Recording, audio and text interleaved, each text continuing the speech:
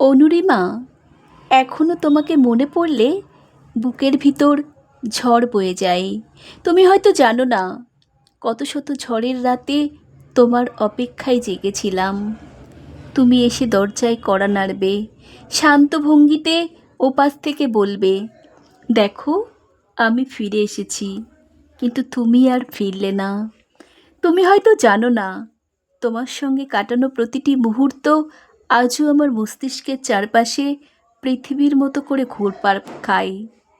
তোমার টোল পড়া গালের হাসি, ডাগর ডাগর চোখ, বাতাসে উড়তে থাকা সিথির দুপাশের চুল, নরম হাতের স্পর্শ, এই সব কিছুই আজও সিনেমার মতো আমার চোখে ভাসে।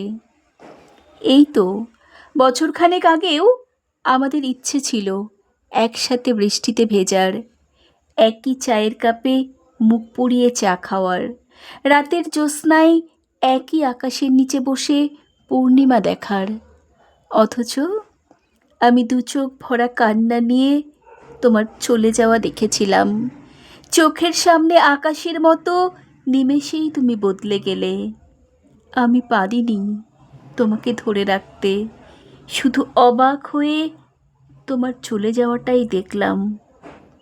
সংগৃহীত কণ্ঠে আমি সুমিত্রা।